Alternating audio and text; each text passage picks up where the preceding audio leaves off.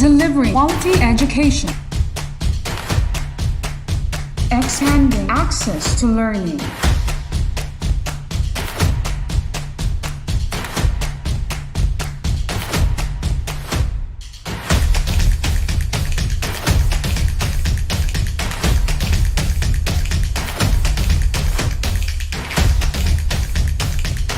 The official TV-based instruction of Tagum City. This is Tagum City Division's DepEd TV. Tara na!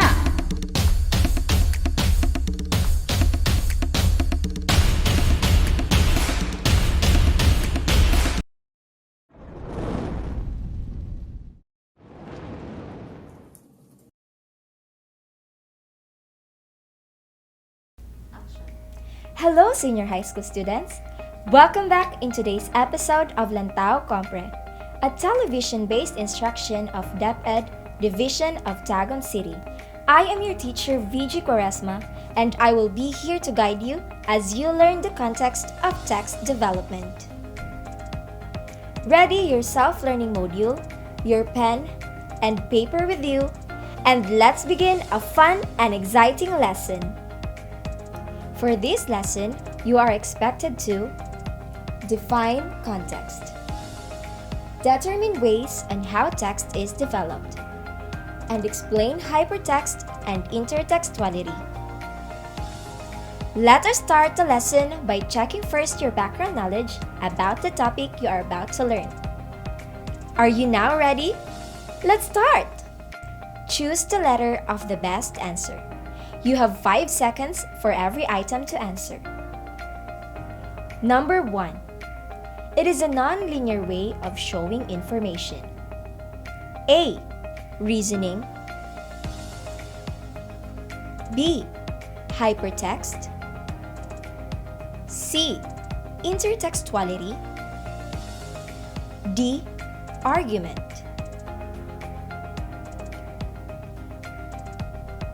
The correct answer is letter B. Number 2. One of the several ways by which a text is developed. A. Hypertext. B. Intertextuality. C. Theory. D. Purpose.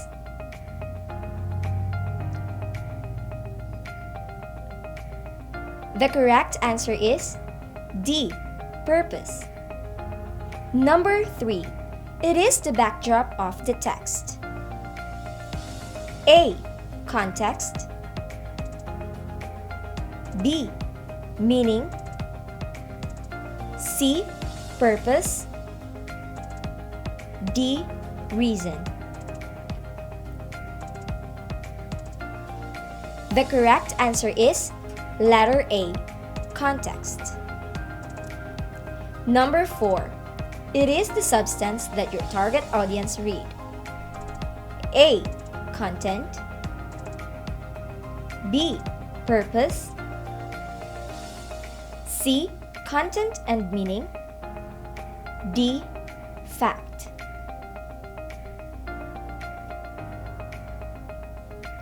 The correct answer is letter C. Content and meaning. Number 5. Modeling of a text meaning development is called A. Hypertext. B. Intertextuality. C. Theory. D. Purpose. The correct answer is letter B. Intertextuality. How many correct answers did you get? Good job, class! I knew you could do it. Welcome once again to Quarter 4 of Reading and Writing Skills, the context of text development. Now, let us activate your prior knowledge. Do you think that an author's personal background, as well as the environment the author lived in, influenced his writing? If so, can you cite some authors and the proof of their work? Example: we have an author named Jose Rizal. One of his works is Mi Ultimo Adios. Its proof is that It tells us about how beautiful the Philippines is and how Rizal wants us to learn from our past and to see the truth about how the world views us. Now, it's your turn. Cite 10 authors and the proof of their work. Write your answers on your notebook. This time, let us discuss what is context. There is always an inspiration behind the writing of a text, and often, it leaves clues about the situation and the reality that served as a backdrop of the text. This backdrop, this situation, this reality is known as the context of the text. Context is similarly defined as the social, cultural, political, historical, and other related circumstances that surround the text and form the terms from which it can be better understood and evaluated. You need to be guided by some reminders when you consider context as you write things. In writing nonfiction like academic texts, historical narratives, argumentative essays, position papers, etc., you need to stick to the facts. Reveal reality as it is. To accomplish so, you'll need to perform significant research using scholarly sources. When using context, try to represent several perspectives by citing different sources. If you are writing fiction and aim to integrate your context into it, remember to not make the tale too far off from human and worldly reality. Works like Harry Potter, The Lord of the Rings, and Ibong Adarna, while they are fictional, have a lot of the human touch in them, making them relevant to audiences. Do you have an idea what text development means? There are several ways by which a text is developed. You learned in junior high school about different forms of essays such as descriptive, narrative, expository, and argumentative.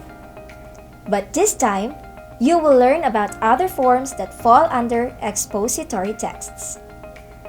Each form has its own way of developing the text, but here are some key points to keep in mind.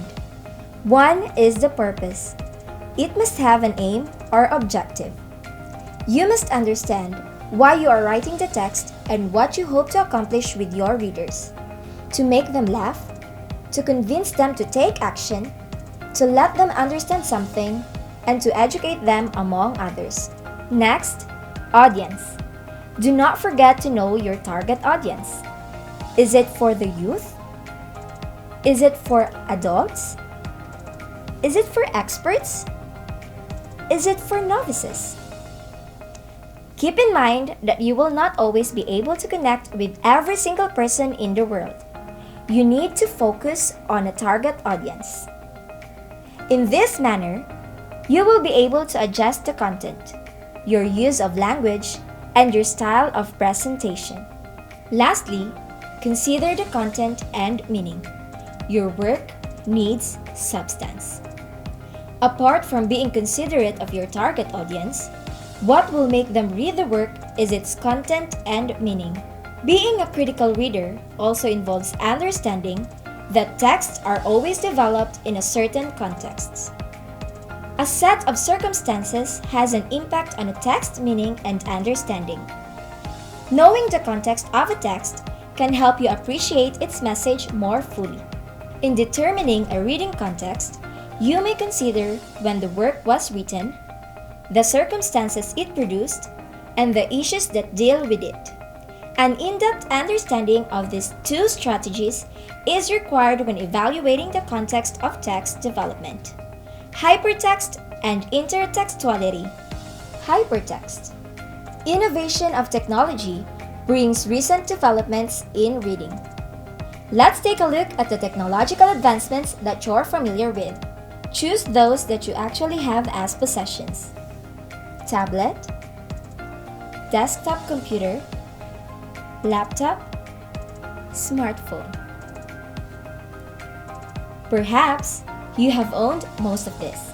If you did, and you read text using the aforementioned devices, You may have noticed that some web pages have texts that have hyperlinks. It is a link from the hypertext file or document to another location or file, typically activated by clicking on a highlighted word or image on the screen that is normally underlined in blue color. Hypertext is defined as a nonlinear way of showing information. It connects topics on a screen to related information, graphics, videos, and music. It mainly appears on the internet or the World Wide Web, where highlighted words or buttons will lead the user to any of a wide possibility of new sites related to the text to which it is linked. These new sites will have, most likely, several links in it as well. The World Wide Web is comprised of a vast number of linked sites, all of which are examples of hypertext. Hypertext has three main pedagogical benefits provided by incorporating it in a writing class. First, hypertext promotes discourse.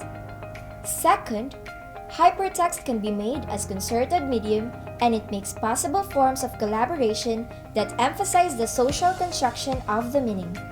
And third, hypertext can be used in nearly any computer-facilitated classroom. Hypertext is unique and distinctive. It allows the reader to quickly transition from one text to another. When the first text refers to an idea that is also covered in another text, the other page will load when the hyperlink is clicked. What happens when we shift to different text? One good thing that hypertext does is allowing readers to shift to different web pages almost instantly. When you can explore the internet and examine multiple web pages in a matter of seconds or minutes, you will have a better chance of quickly gaining a better understanding of the situation. When you read a news story, especially one that is part of a series, you will notice hyperlinks that will take you to connected stories. This aids in the reader's comprehension of the entire story. Let us try the activity on identifying hypertext. Connect the hyperlink in column A to its relevant information in column B. Write your answer on your notebook. You have 30 seconds to read and answer.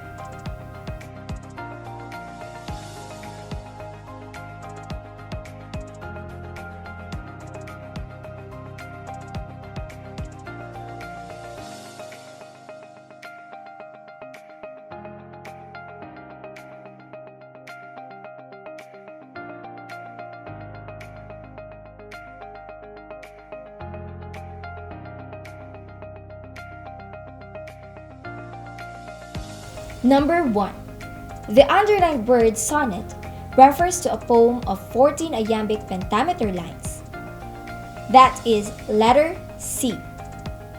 Number 2. Among the choices, Cebu matches letter A. It comprises of more than 150 smaller islands and islets. Number 3. The diameter has a formula of T is equal to twice the radius. That is letter B. Number 4. The song We Are the World is relevant to choice letter D. Number 5. The underlined word Leonardo da Vinci is an Italian polymath of the High Renaissance who is widely considered one of the most diversely talented individuals ever to have lived. That is letter E. Good job, learners! You're doing well! Keep it up! This time, let us discuss intertextuality. Most of the writers borrow ideas from previous works to give a layer of meaning to their own works. Since readers take impact from other texts, and while reading new text, they sieve through archives. This device gives them importance and elucidates their understanding of the text. The function of intertextuality. Intertextuality is the modeling of a text meaning by another text.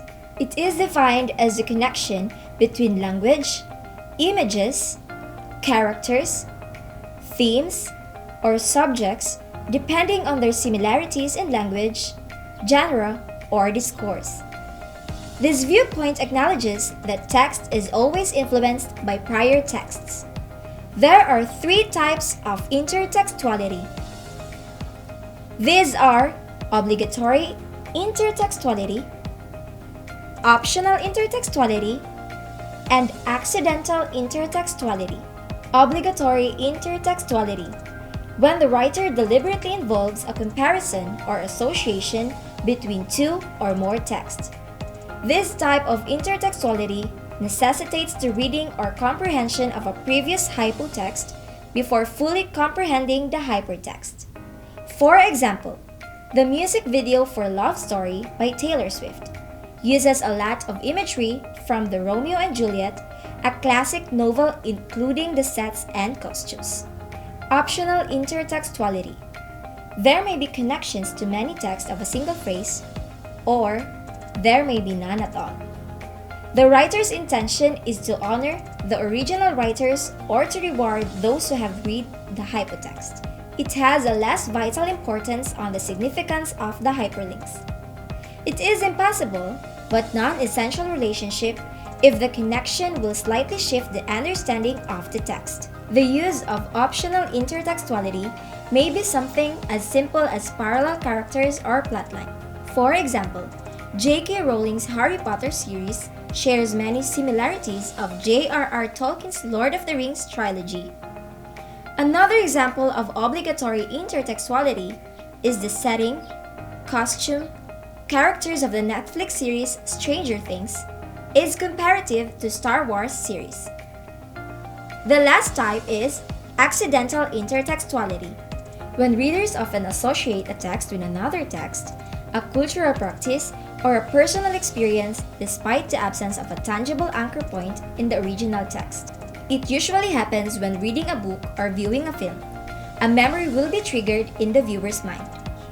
For example, a connection between the biblical allegory Jonah and Whale to Moby Dick by Herman Melville simply from the mention of a man and a whale. While intertextuality has primarily been studied in the field of literature, it can also be applied to academic and technical reading. Do you have any idea how we can benefit from intertextuality? Through this, we can widen our knowledge. Reading more leads to knowing more, and that can help broaden what you know about the topic. Also, we can look at a variety of literature and views. Referring to many publications and authors allows you to gain alternative perspectives on the same subject, avoiding you from adopting a fundamentalist viewpoint. Moreover, we can benefit because we can be more confident in our knowledge. Finding out that your ideas are similar to those of earlier authors helps us to validate what you already know. It likewise increases the credibility of the information. Hooray, learners! You've made it this far! To practice more and level up your understanding, answer the remaining exercises of your module from page 10 until the reflection part. Write your answers on your notebook. We will be collecting it at the end of the week. And that concludes our lesson for today. I hope today's episode has been very helpful. See you again in the next episode of Lantaw Compre, School on Air through Television. I am your teacher broadcaster, VG Quaresma. Allow me to leave you a message from Gregory Bateson. Without context, words and actions have no meaning at all. Bye-bye!